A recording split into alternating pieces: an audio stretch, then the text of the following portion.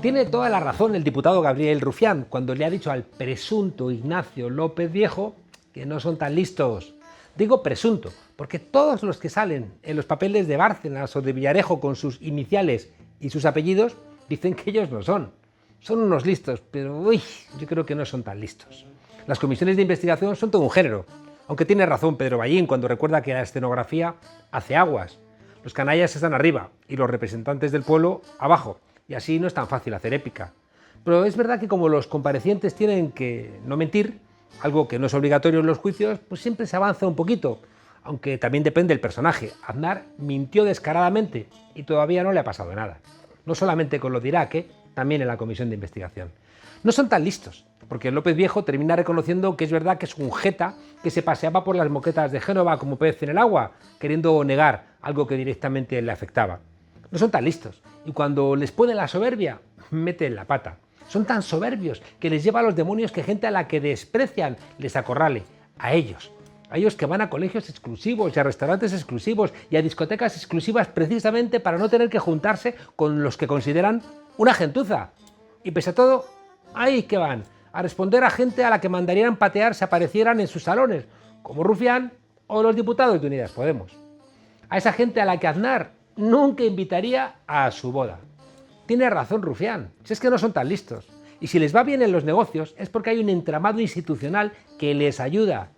Tienen la patronal que les tapa las fechorías, la Iglesia que se las perdona, los jueces que les exoneran y Bertín Osborne y Ana Rosa Quintana que les lavan la cara con unas entrevistas la mar de chupiguay.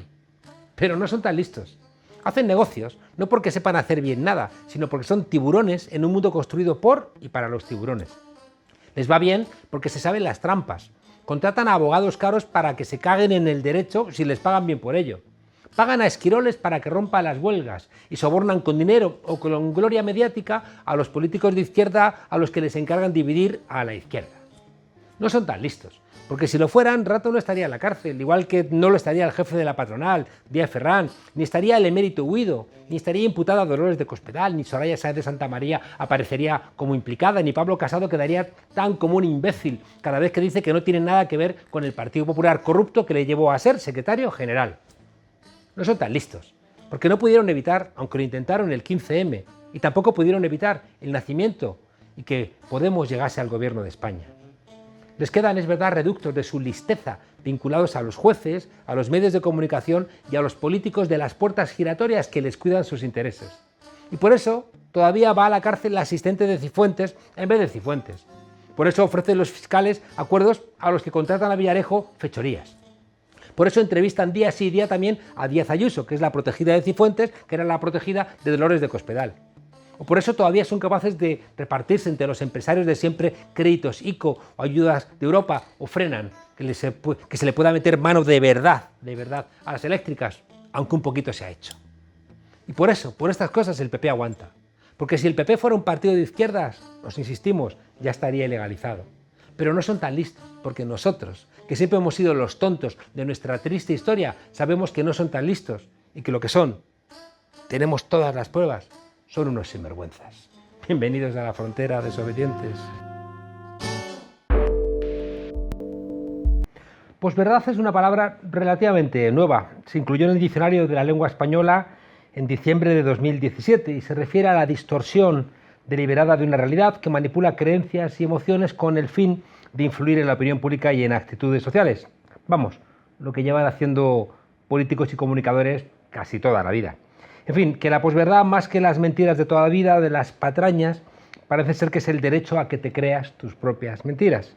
Y para hablar de la posverdad en el mundo jurídico y de su paradójica y contradictoria relación con algo que parece que nos ordena la sociedad, hemos invitado al abogado Javier Vilaplana, ganador del premio Catarata de Ensayo por su libro La posverdad a juicio, un caso sin resolver. Muchas gracias por acompañarnos. Muchas gracias por invitarme. Javier, los seres humanos nos hemos defendido desde que empezamos a hablar de la mentira, ¿no? Pero si perdemos esa defensa, la especie está en peligro. Sí y no, ¿no? Iniciamos quizá la respuesta con una paradoja. Hay quien dice que no nos hemos defendido de la mentira, sino que hemos vivido siempre en la mentira, es decir, que utilizamos la mentira como un arma para defendernos, desde el camaleón, que se mimetiza mintiendo en la naturaleza, hasta nosotros mismos que nos creamos nuestras propias mentiras, con lo cual como decías quizá un poco antes, la posverdad no deja de ser la verdad de toda la vida. Claro, pero fíjate que los biólogos estudian cómo creerte tus propias mentiras es una ventaja evolutiva, porque así te identifican, ¿no? Menos que estás engañando al otro. Sin embargo, las sociedades humanas, que tienen que basarse en la cooperación, al mentiroso siempre la han castigado con mucha dureza. Claro, lo que pasa es que tenemos que discernir quizás dos tipos de mentiras. Una es, y quizás tenemos que hacer un paso atrás del punto de vista casi epistemológico. Cuando decimos de que la posverdad es la mentira de toda la vida, lo que decimos es que determinadas verdades son siempre precarias, ¿no? Siempre se están haciendo, ¿no? Eso ocurre mucho en la ciencia, ¿no? Aquello del barco de Noira, ¿no? Que constantemente y sobre la marcha va avanzando y se va rehaciendo. Ese tipo de verdad o posverdad, que no deja de ser una mentira, porque, como digo, una verdad que se está haciendo, bueno, pues es la que nos sirve para colaborar, ¿no? Y es la que inicialmente podría ser la religión, ¿no? Es una gran mentira que sirvió para llegar a determinados aspectos positivos en algunos casos, muy negativos en otros, o las grandes utopías, ¿no? Que, como digo, nos ayudan a avanzar. Sin embargo, el mentiroso falaz, ¿no? El mentiroso aquel que deliberadamente distorsiona esa realidad, que puede ser a su vez posverdadera, es quizá el que siempre tiene la nota de infamia. Claro, es que en las ciencias sociales sabemos que el elemento central, o sea, la esencia de lo social es la reciprocidad, ¿no? Entonces, y la reciprocidad implica que a mentira se responde con mentira y entonces al final la sociedad no tendría ese elemento de confianza que, como bien dices, lo otorgan, por ejemplo, las religiones o de una manera más fría el derecho. Sí, efectivamente, y eso que dice la reciprocidad, quizá, y aterrizando un poco en la idea de este libro que trata de poner un poco en relación la posverdad con el procedimiento judicial, es quizá una de sus bases principales. Es decir, a un relato que se construye por una de las partes, por ejemplo la acusación, se le responde con otro relato por parte de la defensa. Probablemente cada una de las dos partes se crea su relato y se crea su versión de la supuesta verdad. Con lo cual, como muy bien dices, ahí hay un encontronazo entre una verdad y otra verdad, lo cual parece ilógico y probablemente estemos hablando de una mentira o una de medio verdad y otra medio verdad. Déjame preguntarte, porque leyendo el libro, claro, como tú dices también al final, es un libro que ayuda a pensar, ¿no? Más que proponer soluciones, eso intentábamos, te pone, ¿no? A ver, ¿tú qué opinas de esto, ¿no? Entonces, yo pensaba, en una sociedad justa, ¿permitiríamos que un abogado mintiera para defender a un culpable? Claro, es una de las grandes preguntas y como casi todo en esta vida pues no tiene respuestas unívocas ni sencillas, ¿no? Ya me gustaría. Hay al menos dos modelos, ¿no? Los modelos sabemos que siempre son estilizados, ¿no? No corresponden a la realidad, pero bueno, nos pueden ayudar un poco a discernir. Uno es el del buen abogado y otro el del mal abogado. El del buen abogado, pues tenemos en mente quizás uno de los paradigmáticos, ¿no? Del cine o la literatura es Atticus Finch, ¿no? Bellísimamente interpretado por Gregory Peck, ¿no? en la versión cinematográfica. Y el otro abogado, quizás el abogado malo, el perfil... De la muerte del ruiseñor. Sí, Atticus Finch, exactamente, mataron a un ruiseñor, de Harper Lee. Y el otro, quizás el abogado malo, que también se habla aquí, quizás puede ser un paradigmático, el abogado del terror, ¿no? Jacques Berger, aquel abogado que decía que sería capaz de defender a todo el mundo, incluso a George Bush, con tal de que se declarara culpable, decía él. Apostillaba quizás con mucha intención. Bueno, pues quizás esos dos abogados, dice Ferrajoli, ¿no? Que analiza estos dos modelos, plantea el límite justamente donde tú lo sitúas, es decir, cuál es la línea que separa el buen abogado del mal abogado, porque en definitiva un abogado tiene que defender los intereses de su cliente, y estamos hablando de intereses. Intereses no tiene por qué coincidir con la verdad, estamos hablando de un parámetro distinto. Entonces, precisamente el límite que fija Ferrajoli en el buen y el mal abogado es el de mentir en un procedimiento judicial. Siempre dice que el buen abogado tiene que llegar al límite de lo que haría su cliente si supiera de leyes, pero claro, sin mentir. Por la pasiva, hay quien esgrime que un buen abogado tiene que llegar hasta allí donde pueda llegar en defensa de los intereses de su cliente. ¿Por qué? Porque en ocasiones quizás la acusación no es lo suficientemente justa, con lo cual esto es un poco casi maquiavélico en el sentido de justificar fines y medios. Si también la acusación no es justa, bueno, pues no sabemos dónde podemos llegar, ¿no? Para defender a nuestro cliente y quizás haya que utilizar estos elementos. Señalas en un momento del libro que una sociedad con capacidad crítica y una ciudadanía formada estaría menos preparada para la mentira, pero uno mira la historia, la Alemania, ¿no? Tan culta, que al final tuvo que convivir esos 12 años con Hitler, o hoy en día, ¿no? Sociedades supuestamente muy formadas, que son rehenes, ¿no?, de todas estas mentiras. Sí, quizás eso que digo yo es más un desideratum que, ¿no?, que por desgracia, que una triste realidad constatable, ¿no? Es verdad que se apela a eso, al sentimiento o al pensamiento crítico para ser capaz de discernir, ¿no?, una aseveración que pueda ser verdad de otra que no lo sea. Es verdad que tristemente la experiencia nos muestra que no es así. Lo que ocurre es que quizás cuando hablamos de sociedades muy formadas, quizás estamos hablando más en aspectos cuantitativos que cualitativos, ¿no? No identificar el exceso de teórica formación, y habría que ver además qué tipo de formación o qué tipo de formación se promociona más en determinadas sociedades. Quizás hoy día estamos viendo más promocionar determinada formación que tiene que ver más con lo técnico, que tiene que ver más con esta palabra tan horrible del management, ¿no?, con el emprendimiento, malentendido, etcétera, que con una formación quizás cualitativamente más relacionada con la humanidad, etcétera, que sí nos podría ayudar a ese pensamiento crítico. Pero insisto, quizás eso es más un desideratum, quizás una posverdad, ¿no?, que nos sirva para mejorar. ¿Por qué todos sabemos lo que es mentira y sin embargo tenemos tantas dificultades para saber lo que es verdad? Bueno, no tengo tan claro que todos sepamos lo que es mentira. Es verdad que sí tenemos dificultades para saber lo que es verdad, y más ahora, ¿no? Pero tú también planteas en el libro que la verdad es finita y precaria, ¿no? Esto es un sillón, ¿no? En cambio, para decir que esto no es un sillón, puede haber infinitas, ¿no?, explicaciones, pero que esto es un sillón, pues... Sí, claro, porque el ejemplo a lo mejor es muy concreto, exactamente, está muy diluido en la problemática. Cuando estamos hablando de cosas mucho más complicadas, es verdad que es difícil discernir lo que es la verdad.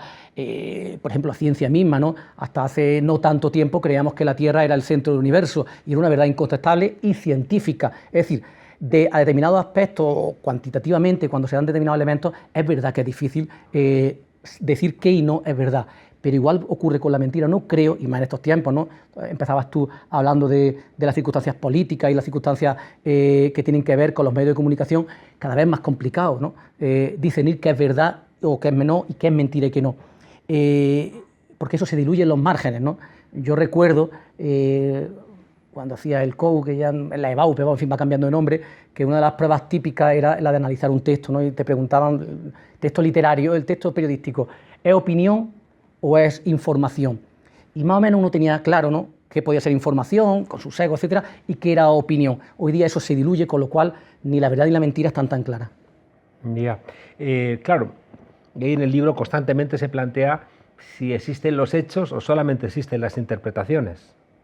Sí, quizás esa es una de las cuestiones clave, ¿no?, en los procedimientos judiciales, y que se ha extrapolado, o al revés, ¿no?, porque es un movimiento de ida y vuelta a la realidad más allá de los tribunales de justicia. Claro, porque determinados hechos, que podemos estar de acuerdo que han existido, ¿no?, y son indubitados, existe un sillón, es decir, no te lo voy a poner en duda. Que Alemania invadió Bélgica. Claro, efectivamente, como dice Clemenceau. ¿No? Eso es un hecho que puede ser relativamente inconstatable. Bueno, también tenemos tristes ejemplos de manipulación de la verdad, ¿no?, incluso que los hechos van cambiando, ¿no?, como aquello de 1984 de Orwell. Pero en definitiva, si tenemos un hecho indubitado, sí que es verdad que el sentido que se le da a ese hecho puede variar de acuerdo con la perspectiva del que lo mira, y incluso de la perspectiva del que lo cuenta. Con lo cual, eso sí es realmente importante en los procedimientos judiciales, porque un mismo hecho puede tener un determinado sentido, y un determinado sentido puede determinar una solución o una condena. Pero esto también ocurre con el derecho. Es decir, en un procedimiento judicial hay al menos dos dimensiones, la de los hechos y la del derecho. Y las dos son dimensiones interpretables, es decir, sujetas a una hermenéutica que depende de personas concretas, etcétera. Es decir, que tanto los hechos, aunque estén fijados, requieren una interpretación, y el derecho, que aparentemente es muy sencillo, hay determinados preceptos que pueden ser muy sencillos, el que matare a otro, un homicidio claramente, también está sujeto a interpretación y, por tanto, a diferentes visiones. Noto una falla en el libro, porque claro, tú eres jurista y yo no lo soy. Si fuera al revés, tú dirías, noto una falla en tu libro, que te falta la mirada jurídica. Yo noto la mirada más sociológica, porque los que hacemos ciencias sociales, el gran problema es qué hacemos con los gorrones, qué hacemos con los tramposos, qué hacemos con los egoístas, qué hacemos con los caraduras. Tú citas a Joan García del Muro cuando plantea que en el fin de la verdad confluyen 4 grandes razones, muy de la época, ¿no? El desprestigio del pensamiento racional, ahí vemos los negacionistas, ¿no?, de las vacunas, el relativismo radical, ¿no?, de alguna manera todo es igual y todo tiene la misma condición valorativa. El emotivismo, ¿no? Es decir, la sustitución de ese pensamiento más frío, ¿no? por las emociones que de alguna manera generan una empatía inmediata, ¿no? Pero no pensada. Y por último, el pragmatismo, es decir, que pensar que lo que es útil per se es bueno. Pero no mencionas el egoísmo. Sí, quizás, como dices tú, es verdad que abarcar algo tan complejo y a la vez tan escurridizo, ¿no? Como la verdad y la justicia, ¿no? Que son palabras mayores, pues requiere de muchísimos ángulos y probablemente este es uno de ellos. El egoísmo, desde el punto de vista de lo que interesa en los procedimientos judiciales, es verdad que está implícito, es decir, cualquiera quiere llevarse al gato al agua, quizás lo podemos poner en relación con los parámetros que tú has dicho, uno de ellos el pragmatismo, que es verdad lo que a mí me interesa, qué me interesa ganar en ese concurso de relatos, ¿no? Que yo llamo que es un procedimiento judicial. ¿Eso puede ser que afecte al bien común? Realmente, pues no, cuando uno está en un procedimiento judicial lo que quiere es, como digo, vencer y Pérez justicia, ¿no? Pérez mundo, hágase la justicia y haga el mundo, fía justicia, Pérez mundo. Claro, pero fíjate que también lo mencionas, ¿no? Lo que hablas, los juristas habláis de la igualdad de armas, ¿no? Que hace referencia a la tutela efectiva y hace referencia a que cada uno pueda hacer valer sus argumentos, ¿no? Exacto. Claro, eso existía en el mundo griego, lo que llamaban ellos la isegoría, ¿no? La igualdad en el ágora, defender tus puntos de vista. Pero el mundo griego era implacable con los mentirosos, era implacable con los que hacían trampas. Sí, tienes razón, porque además a la isegoría en el mundo griego se le vinculaba la parresía, ¿no? Esa obligación incluso de cuando uno hablaba en ese equilibrio, decir la verdad. Claro, en un procedimiento judicial, y no quiero parecer un cínico, yo además lo que trato aquí no quiero mezclar el deber ser con el ser, yo trato de hacer una fotografía... Como eres jurista, no se nos ha pasado por la cabeza en ningún momento que pueda ser cínico. Todos los abogados suelen decir la verdad. Lo que te quiero decir es que en un procedimiento judicial, y volviendo a la igualdad de armas implica que cada uno tiene el derecho a responder a la otra parte. Claro, hay que ver de dónde venimos. Veníamos de un procedimiento judicial anterior, ¿no? Inquisitorial, etcétera, en el que, entre otras cuestiones, la confesión era la regina probotorum, ¿no? Era la reina principal de las pruebas y se conseguía de determinadas maneras pues no lícitas ni tampoco moralmente respetables. Con lo cual era necesaria una igualdad de armas, igual que era necesario otorgar al imputado un derecho a mentir o a estar callado. Claro, y eso es el garantismo que no podemos tirar por la borda. Que se haya pervertido o se pueda pervertir, pues muy probablemente, pero como dice en algún momento también Ferrajoli, ¿no? el gran maestro, y Bobbio también lo dice en algún momento, interesa más tener un imperio de la ley en el que se pueda mentir, esté garantizado mentir por parte del acusado, que no tener nada, es mucho más complicado, es mucho más peligroso. Y claro, ha habido abusos, pues, el propio Ferrajoli habla muchas veces de cómo se ha pervertido el garantismo con actuaciones como las de Berlusconi, ¿no? Dilaciones, recursos sobre los recursos, etcétera, alargando. Pero claro, algunos casos especialmente paradigmáticos no deben empañar el gran logro que supone, entre otras cosas, esa igualdad de armas o ese derecho a mentir. Tú pones ejemplos de películas, ¿no? Donde al final se sabe que el que ha sido liberado en el fondo era un canalla. Sí, hay una película, no diré el título por si alguien no la ha visto, pero sí ocurre. Además, ya digo, vuelvo a lo de antes, no quiero parecer, además en el libro se dice, tú lo has dicho muy bien, yo trato de lanzar alguna idea y termina el libro diciendo, en esto que se llama tan curso del spoiler, lo voy a decir, que queda visto para la sentencia, para sentencia, yo no soy el que juzga, trato de hacer un fresco, ¿no? En el que, de alguna manera, cómo funciona la justicia, no cómo debiera funcionar. Entonces sí, en ocasiones se da eso, pero también te digo una cosa, se supone que es el mayor logro para un abogado, que es la solución. Entonces, de hecho no hay nada peor que defender a un inocente, tú probablemente lo has tenido que sufrir, es decir, no hay nada peor que tener que defender a alguien ante un procedimiento en el que se ve acusado que sabes que es inocente, porque te juega mucho. Ahora, cuando defiendes a alguien que puedes intuir que no es inocente, no hay mayor logro que absolverlo. Ya. Lo que pasa es que si todo va a depender del dinero que tengas para pagar un buen bufete de abogados o para construir la credibilidad de tu argumento, creo que se desmorona, ¿no?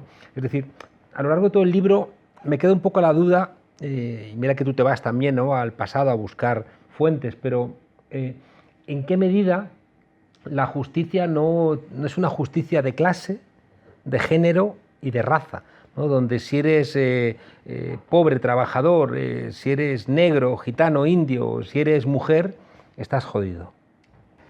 Yo quiero pensar que no, ¿eh? Y fíjate que los americanos dicen cuánta justicia puedes pagar, ¿no? Que entronca con eso que dices tú de los grandes bufetes, etc. Yo creo, sinceramente, o quizás es más eso, una percepción, y estamos hablando de las sensaciones, o quizás lo mezclo con un desiderato, no con un deseo. Evidentemente hay más probabilidades, y eso está también en el ámbito de la sociología, de que si eres gitano, de que si eres determinado, estás en determinado contexto social, pues va a pasar más por los tribunales de justicia que otras personas que no lo sea.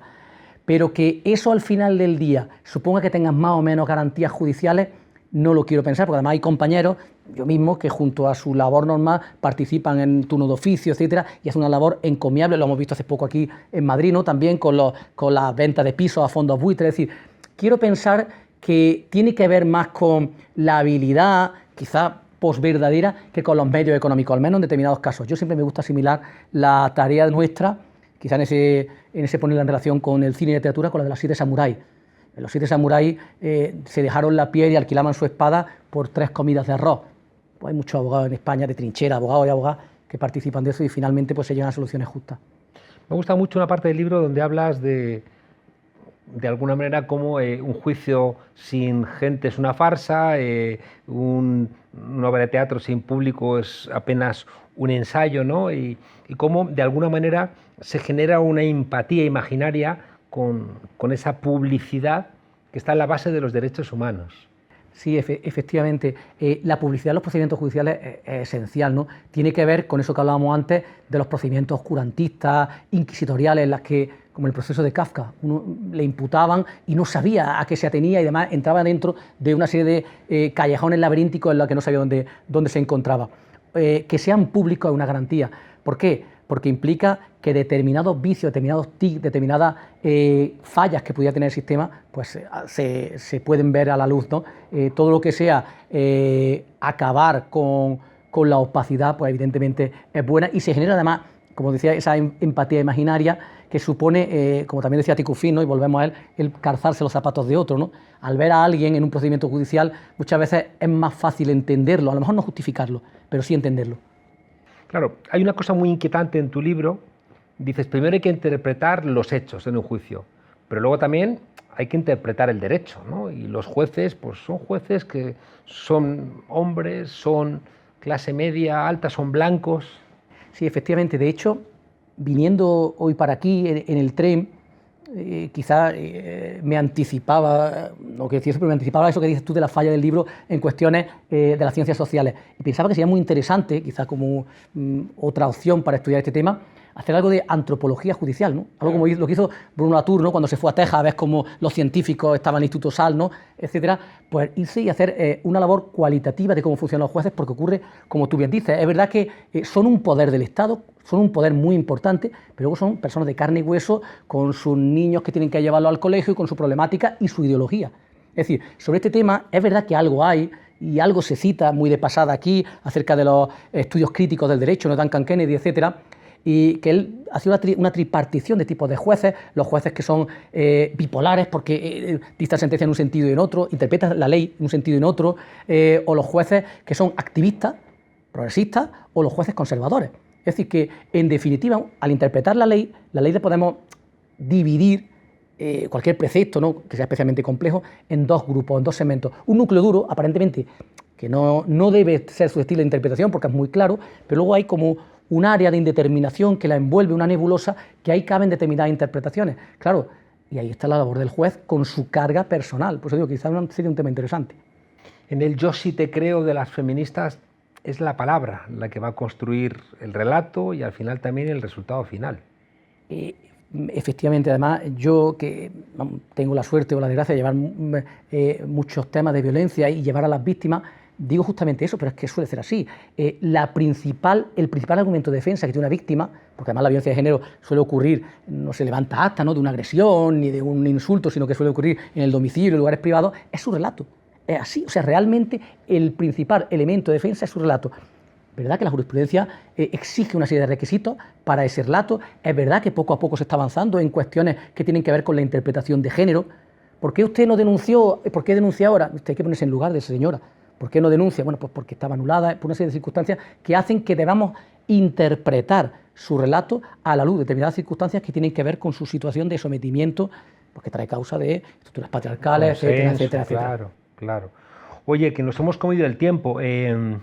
Claro, hay un momento del libro donde tú dices, cuidado con el consenso, que a veces es una suerte de cállate y vamos a llevarnos bien, dejando las cosas como están, ¿no? Es decir, que el consenso suele ser una apelación de los que tienen privilegios para no perderlos. Sí, eso lo tomo de Marina Garcés, ¿no? La filósofa que me gusta mucho, que dice eso, claro, en ocasiones apelar a cuestiones buenistas, tales como el consenso. ¿Quién va a estar en contra del consenso? Claro, pero si el que apela es el que quiere imponer una determinada verdad, pues lo que está haciendo es callar al disidente, ¿no? Con lo cual, esto del consenso pues tiene sus más y sus menos, y evidentemente, ya digo, si viene desde arriba, pues al menos puede ser sospechoso.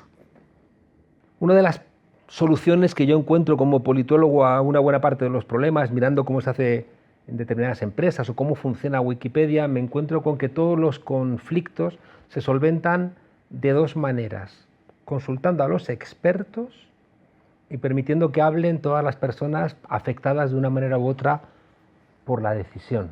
Y es una forma de resolución de conflictos que suele funcionar.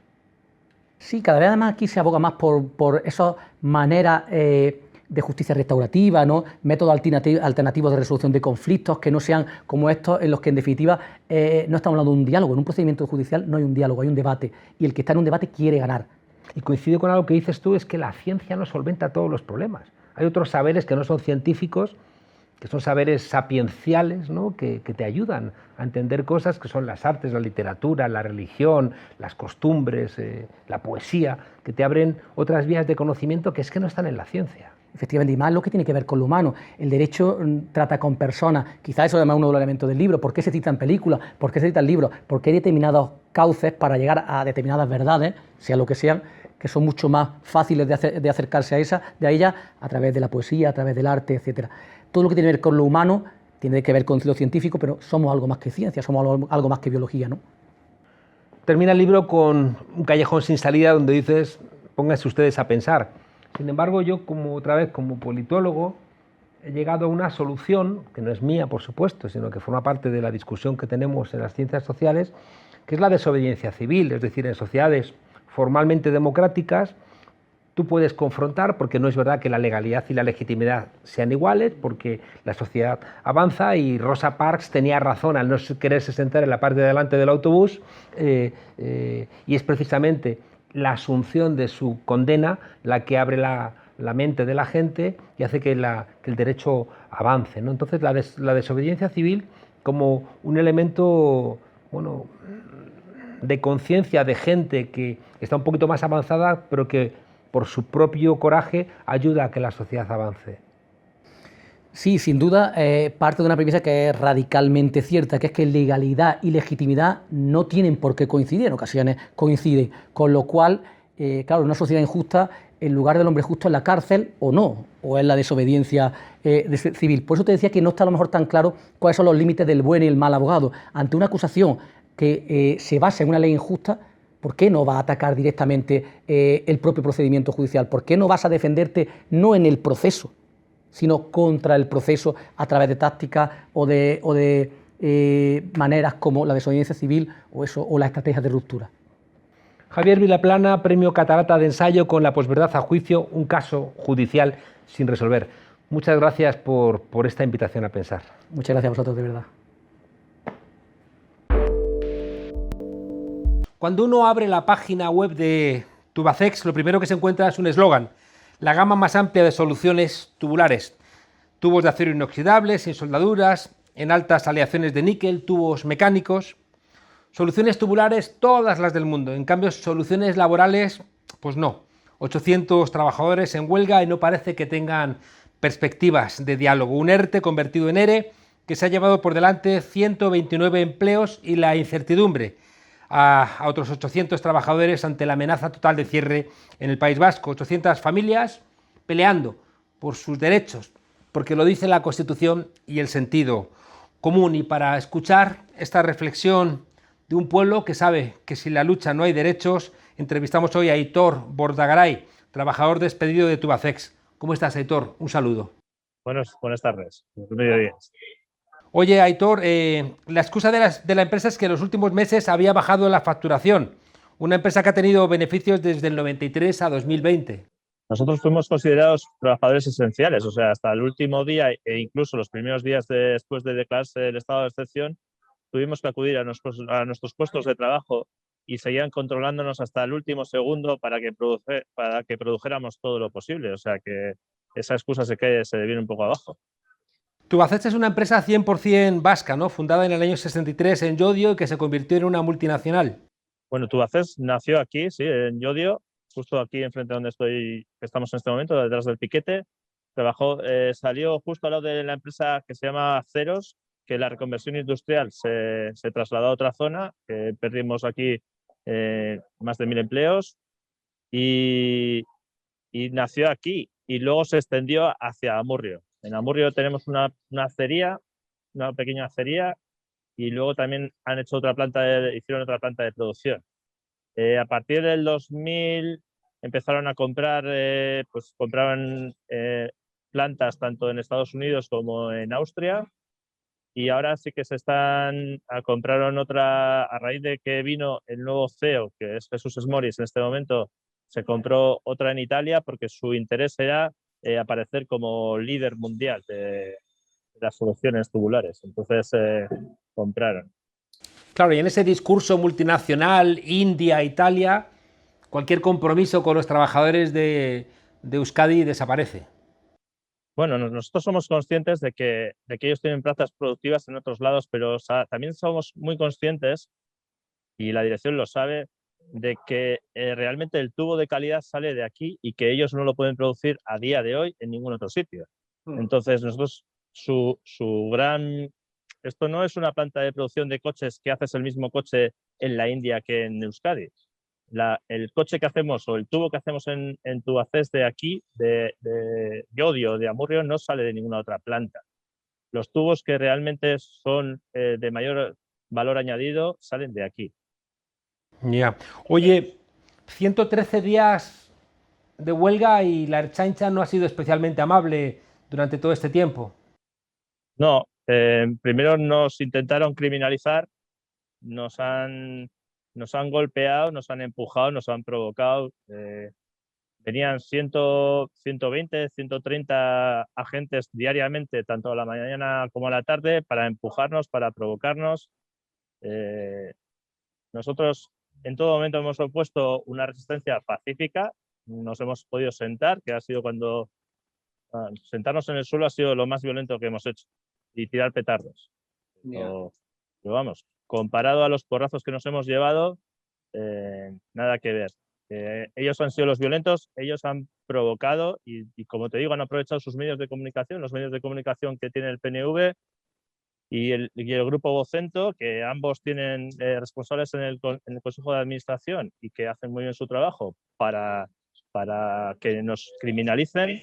Claro. Y nos han golpeado hasta que ha llegado el punto que nos han golpeado tanto que incluso en países extranjeros como en Alemania aparecieron en los medios de comunicación cómo se había iniciado una de los golpes, de los episodios violentos por la parte de la Ertzaintza, de cómo iniciaron ellos ese episodio tan violento y se apreció perfectamente en Alemania cómo le golpea un Ertzaintza a otro para empezar esa carga. Esa carga, ¿no? Por tanto, el gobierno de Urkullu del PNV no está ayudando mucho en la resolución de este conflicto. En la resolución, nada. La verdad es que Urkullu, precisamente Urkullu, en el Parlamento Vasco se limitó a decir palabra por palabra, a repetir palabra por palabra los comunicados de la dirección de la empresa. O sea, no se molestó ni en cambiar una coma. Todas las personas trabajadoras que conocíamos este tipo de comunicados, reconocimos al instante los últimos comunicados, pero es que era palabra por palabra. Era un párrafo entero que lo habían copiado. Simplemente habían hecho corta y pega. El PNV suele hacer estas cosas también cuando hay un conflicto entre empresas y trabajadores, suele tener muy claro al lado de quién se pone. ¿Los demás partidos qué han hecho? Los demás partidos parecido, porque el empleo en este momento, la Consejería de Empleo la tiene Idoia Mendia, que es del PSOE, y no han hecho absolutamente nada. Nos ofrecieron una mediación pero la empresa lo rechazó. Luego nos han ofrecido más tarde una mediación, pero ya dentro del Consejo de Relaciones Laborales, y que implica que aceptaríamos las condiciones del ERE, perdón, y entonces nosotros no podemos entrar en algo que nos puede perjudicar de cara al juicio que tenemos el día 21 de junio. Pues tenemos muy claro que no podemos entrar ahí. Claro, y esto es también consecuencia de la reforma laboral que hizo el PP, ¿no? Y que todavía está esperando ser derogada. Por supuesto.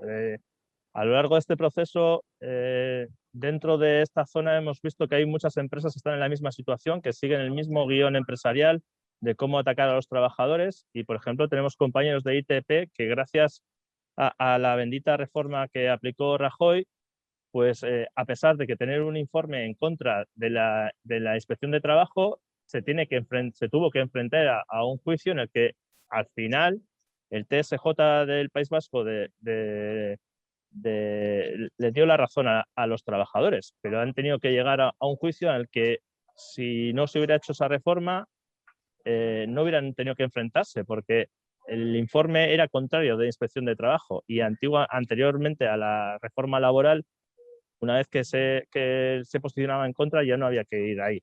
En nuestro caso es diferente, pero las indemnizaciones se ven reducidas de los despedidos. O sea, las implicaciones de una reforma laboral son evidentes, sobre todo cuando hay un conflicto. Es evidente. Debe ser muy desesperante que llevéis más de 100 días peleando por trabajar, mientras que veis que todos los responsables del PP de esas decisiones entran en los juzgados por ladrones. Lo que pasa es que como se ha alargado tanto el proceso, el PP se va de rositas. El PP y todos los partidos políticos que cometen corrupción o que hacen actos punibles, al final lo alargan, se alarga tanto en el tiempo que ya hemos perdido la perspectiva. La reforma laboral es del año 2012. Entonces, después del PP ha llegado el PSOE y tampoco la hemos cambiado. Se comprometieron a derogarla y tampoco la hemos derogado. No hemos hecho nada para cambiar esto. Forma parte. Ahora mismo percibimos al PSOE como culpable. Entendemos que Podemos o incluso Yolanda Díaz hemos visto que hacen declaraciones posicionándose en contra y a favor de realmente derogarla, pero no vemos ningún movimiento. Tengo la sensación, Ni siquiera ha hecho ninguna declaración sobre el conflicto de Tubacex. tengo la sensación de que no basta ni siquiera tener el gobierno y mucho menos, ¿no?, cuando hay un sector del Partido Socialista con posiciones claramente neoliberales, y la solución suele estar siempre en salir a la calle a reclamar los derechos. Bajáis el 16 de junio a Madrid, ¿no? Sí, efectivamente. Gracias al parlamentario de Bildu, Óscar Matute, y gracias a Podemos, que nos han dado la cobertura para poder acercarnos al Parlamento, para decirnos cómo tenemos que actuar, y que intentaremos tener alguna reunión de trabajo con alguno de los grupos políticos de la Cámara para ver si realmente no es que tengamos una gran esperanza en aquello, simplemente es una forma más de intentar hacer presión, evidentemente. Las luchas que se pierden son las que no se dan, y creo que vuestro ejemplo es muy espectacular, ¿no? Es muy difícil que se pueda mantener un conflicto 113 días en otros lugares del Estado, y ahí la conciencia que tenéis en el País Vasco parece que siempre como emerge en esos momentos complicados. Sí, es importante. Yo creo que en este país tenemos la conciencia de ver la lucha como algo positivo, y esta es la lucha obrera en concreto tiene mucha historia en nuestro ámbito. También, como hemos comentado anteriormente, yo creo que el modelo sindical, tanto de ELA como de ELAB, que es un poco diferente al de comisiones y UGT, más proclive al pacto. Sin embargo, ELA y LAB, gracias a que tienen actualmente una caja de resistencia, pues los trabajadores que recibimos ciertas prestaciones, y luego hemos habilitado una caja de resistencia para las personas porque hay otros sindicatos que no tienen caja de resistencia. Hemos habilitado lo que llamamos una cucha solidaria, a la cual pueden acceder todos los trabajadores que llevamos ya 113 días en lucha y que se ven sin recursos. Entonces, ha sido una herramienta también de lucha y principalmente de lucha, pero también para evitar excusas, porque todos conocemos la excusa típica de la persona que quiere entrar o que quiere colaborar con la dirección y dice, no, es que no tengo dinero. Pues eso se ha acabado en Tubacex, y esperamos que este modelo que ha surgido sin pensar un poco, simplemente como acción-reacción. Veíamos que la gente se empezaba a quedar sin dinero y montamos una cucha. Las personas que entraban a servicios mínimos cedían parte del dinero de sus salarios para que la gente que estábamos fuera tuviéramos pues capacidad adquisitiva, y gracias a eso surgieron rifas, han surgido camisetas, merchandising que le llaman, pues para recoger fondos, y ahora a día de hoy llevaremos más de 20.000 euros que hemos tenido que dar a personas o trabajadores que realmente lo necesitaban. Bueno, pues brindar su colaboración a algo que, como bien dices, es el corazón de la lucha sindical, que es la solidaridad entre los trabajadores y esa caja de resistencia. Aitor Bordagaray, de Tubacex en lucha, gracias por atendernos aquí en la frontera y nos vemos en las calles en junio. Muchas gracias a vosotros. Un abrazo a todos los compañeros y compañeras. Gracias. Muchas gracias. Me gusta ser una zorra, me gusta ser una zorra, me gusta ser una zorra,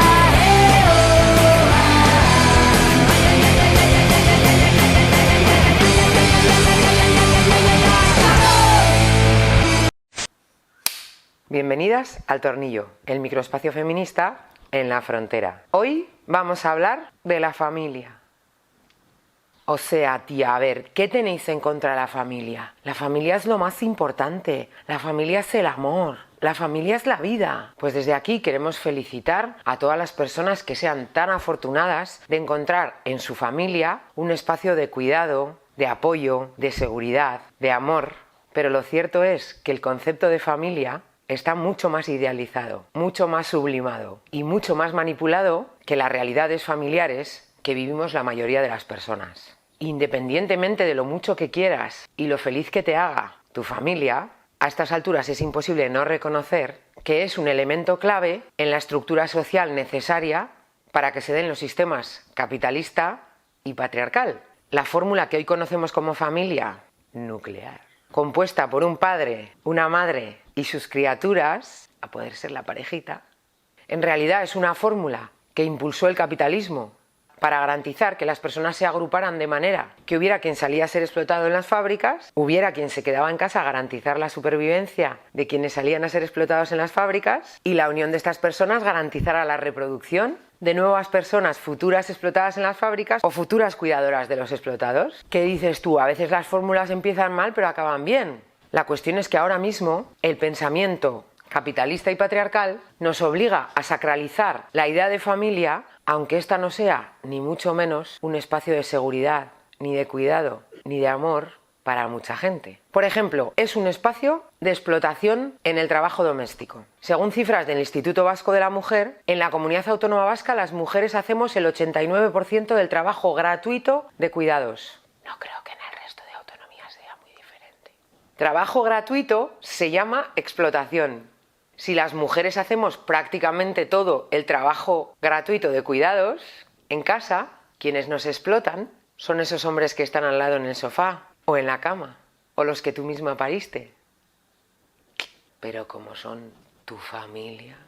También puede ser un espacio de violencia, como lo deja claro el hecho de que el 53% de las mujeres asesinadas en el Estado español lo son a manos de su pareja o expareja hombre, y la mayoría de los casos son cuando todavía conviven o en el proceso de separación, porque eres suya.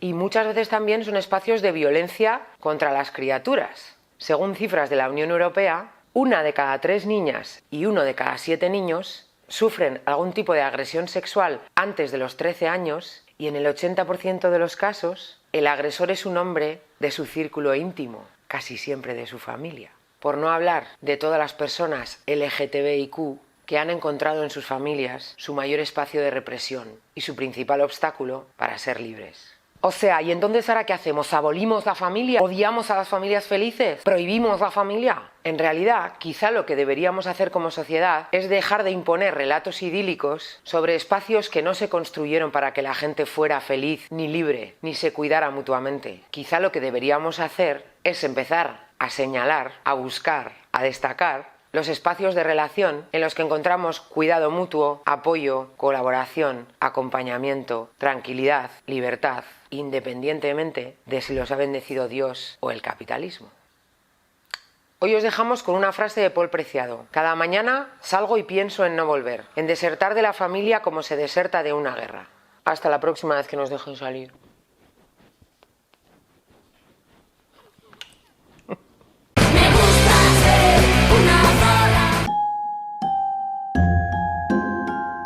Concluidas sus vacaciones postelectorales, Isabel Díaz Ayuso vuelve a acaparar otra vez el foco mediático. La presidenta de la Comunidad de Madrid vuelve donde lo dejó, a su pertinaz enfrentamiento con el gobierno de España. La verdad es que mal no le ha salido. Cómo le haya ido a los madrileños ya es otra cosa. Que el gobierno dice confinamiento, Ayuso lo tacha de secuestro.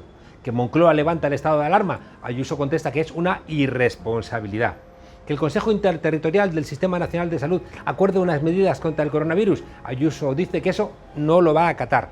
El caso es acaparar titulares, sobre todo ahora que Casado vuelve a estar de capa caída.